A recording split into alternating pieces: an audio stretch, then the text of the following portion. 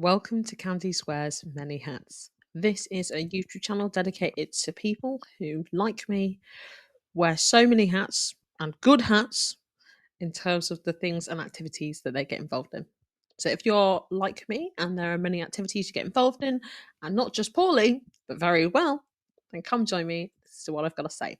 Thanks for tuning in. Hi guys, it's Candice. Thanks for joining me again.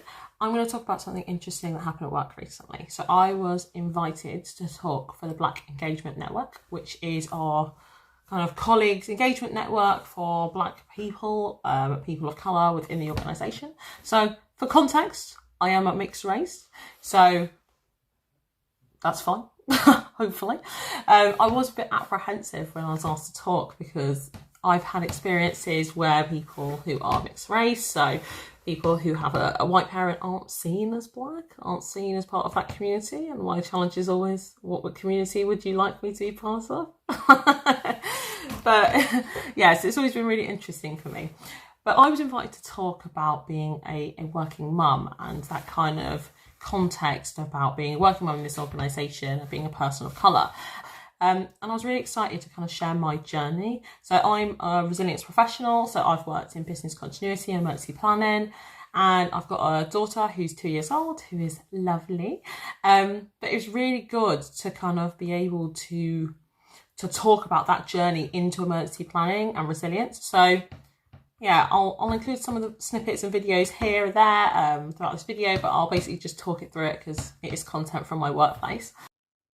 I just want to add in here, guys, that this session that I did was done over Teams with other people's faces in, people talking, and it was a live session. So I've had to cut quite a lot of that out, all the people's faces. So that's why it's super blurry, but you'll cope. Thank you. I was so excited to talk about this topic today. It's something that I think we don't speak enough about.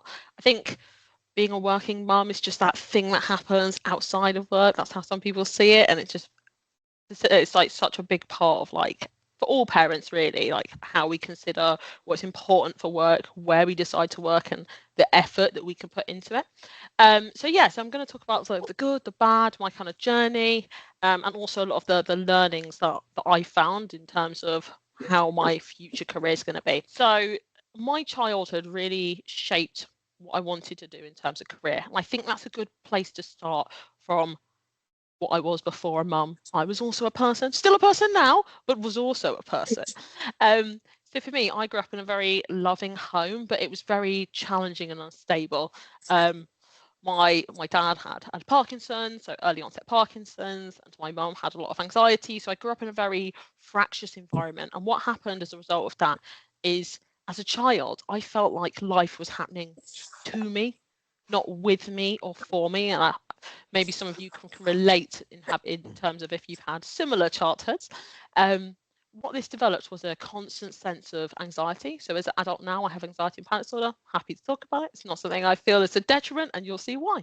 But what that did is that created a need for stability and structure, this desire to create the safety I never felt growing up. Sorry, this feels really deep, guys. I hope that's okay.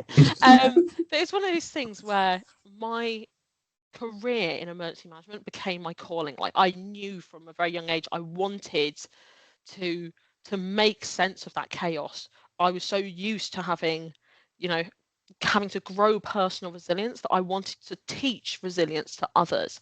I wanted to help people feel safe, like restore order when things are going wrong.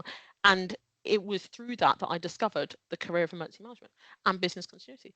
So what did work mean to me before motherhood? So I've worked in a lot of different places doing emergency management. So not most recently, during my time of becoming a mum, I was working at the London Borough of Camden. Before that, I was working in aviation and utilities. So loads of different places doing emergency planning, incident response, so all that kind of on-call fruity stuff. But the career itself gave me that structure, responsibility. It validated that kind of what if thinking that comes with having anxiety disorder. So something that once made me feel really anxious, I now knew was my professional sense. I could say, hands up, I I am very detailed when it comes to emergency plans because I have crippling anxiety that allows me to look at loads of problems all the time. So I see that now as a strength that I can utilize that. I mean, my counsellor would be very happy about it. My childhood trauma as now adult success. So the reality of the work was very much 24/7 on call. So I was working for Camden Council. We were doing building collapses, fires, terrorism. So we had like the death of the Queen. So we were doing like loads of government level incident response. We had the Ukraine refugee center. So people coming from Ukraine, the first port they arrived in was off the Eurostar into Camden Council. So we were doing very intense stuff. And like while most people would be like, oh, that's long. Like, I hate this. I ran towards that. It really fulfilled me and gave me that kind of peace of being like, I have value. I can do something here. So yeah, so it's really interesting being able to share that journey of how it felt to kind of be an on-call worker while being a mum, and kind of having that pregnancy period while working on call, the kind of anxiety that was associated with it. Like I was making big adult decisions about people's safety and supporting other Category 1 responders, and at the same time was being a big round with a kicking child in my stomach and caused me loads of stress, and I couldn't sleep. And yeah, it was that kind of speaking through that journey at that webinar, at that session, about me knowing that I had to leave because I couldn't facilitate that kind of on-call life and have a small child. It just wasn't great for my kind of home life.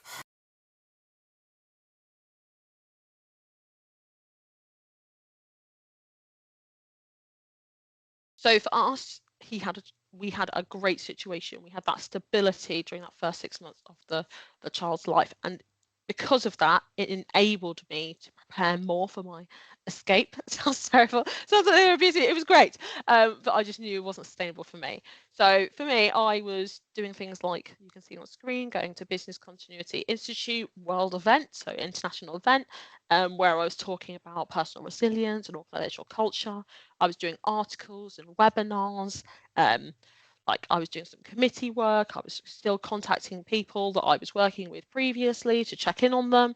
And it's that type of thing. There are always things you can do that don't involve you leaving the house when you're a big round and it's just been COVID, so you can't really do much apart from die. To maintain your kind of involvement in the industry if you are looking at your other option like that.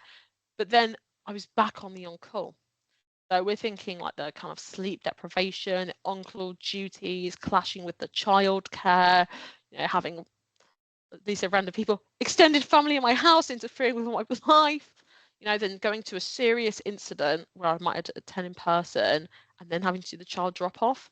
It wasn't safe and it wasn't sustainable for both myself and the child.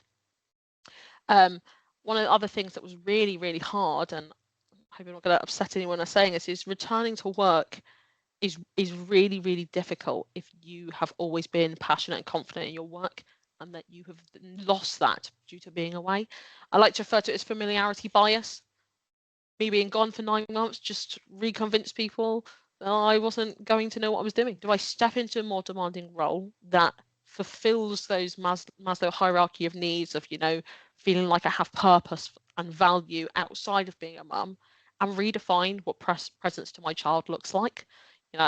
Be a role model for her in the fact that I can go back to work. So it was a really hard decision because you get all the comments from mums who stay-at-home mums at my same nursery and this sort of thing. And you get other comments from people at work saying, oh, they wish they had a cushy job, didn't require very much of them.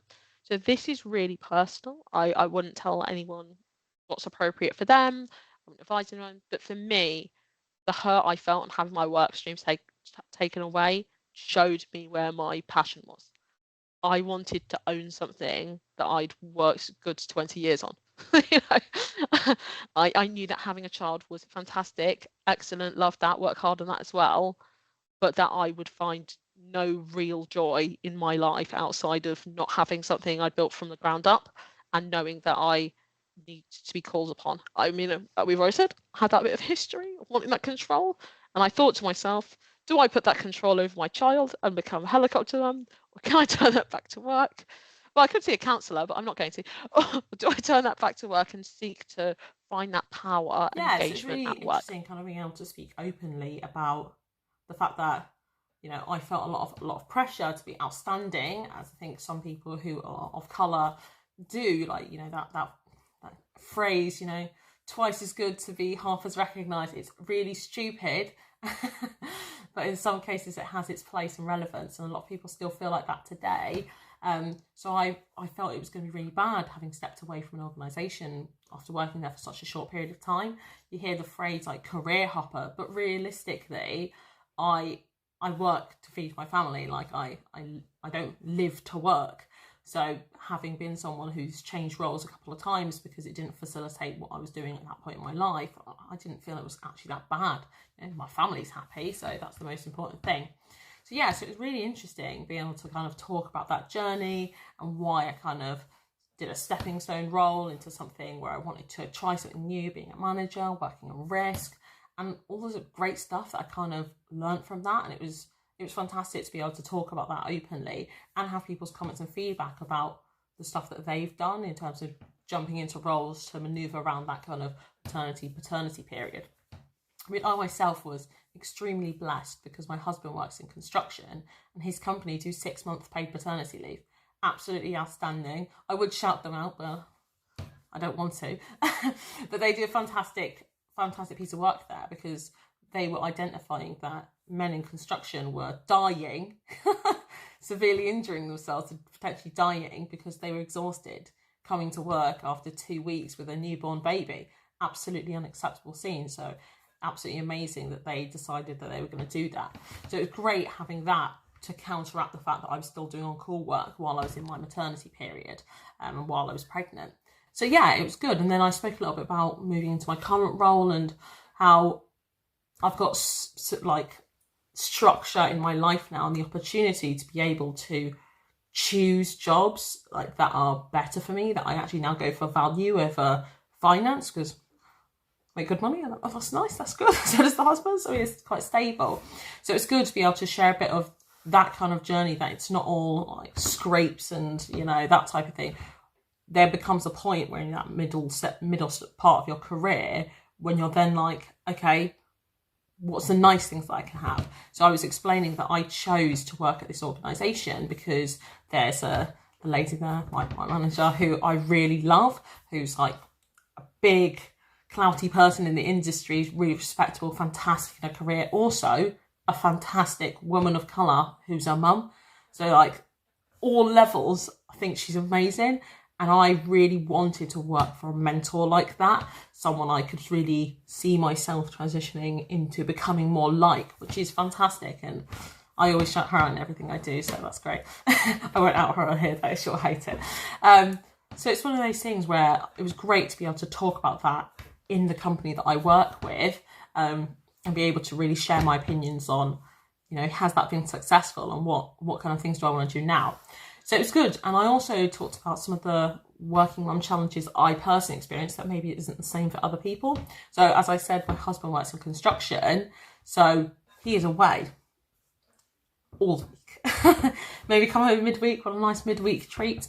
So I think the phrase single married parenting maybe isn't popularised, but it basically refers to someone in a situation like I am. So you're married, you're in a monogamous relationship, but you as an individual is picking up 100% of that child managing load, as well as doing your job. So even though my child goes to nursery, thank goodness, needed, I'm still the one who has to take her. There's no additional resilience in place around who can drop into nursery and stuff. So it's very stressful, but it presents slightly different challenges than, you know, a 2-parent household when you're both can be present. So yeah, so it was really good, and someone on the call had a great chat with me about that, and like having a nice phrase for the feeling and the experience they're having. So it's really good, and this is why I think it's so important for us as people to be really open and honest. I did speak, obviously this is a Black Engagement Network, I did speak a little bit about the culture and the challenge that's had in terms of our parents' generation having 7 children, 5 children, this kind of nonsense. It's not feasible in life now. and the challenges I have in terms of trying to explain to family members why we have one child, and maybe at a push, if life is more stable in the future, might have a singular child, but how it's not comparable to the lifestyle they were living on, like kind of a £30,000 salary, having a 4-bedroom house, and that's one person's salary, and having 4 kids. You know, it's not feasible now, and we don't have that kind of same support network. And you hear it from a lot of other parents that there may be pressures because of the kind of communities we've come from, where we have large families. And it was great having a guy on the call who was saying that his parents are just always saying, "What? Have more kids, have more kids, have more kids." And I just challenged back to him and said, "Yeah, absolutely. Just send them the invoice for the nursery, and if they're willing to pay it, yeah, have another child." Get in writing, because unless they're willing to contribute in the way that their families would have, either doing the childcare or paying for the childcare, it's not really a conversation that they can have. It's your finances, not theirs. Something the young people like to refer to as single married parenting. This is where you're married to someone, but they are not home. So my husband works in construction. He was typically working near to our local area, and over the last year or so, he's had to be deployed to Wales or Sizewell, horrible places. But what this now means for me is there's no immediate backup for my child if she's ill. If I am in London or Manchester, I can't just come back and get her. It means logistically this is tough, and that leads to feeling like you're carrying a lot of emotional weight.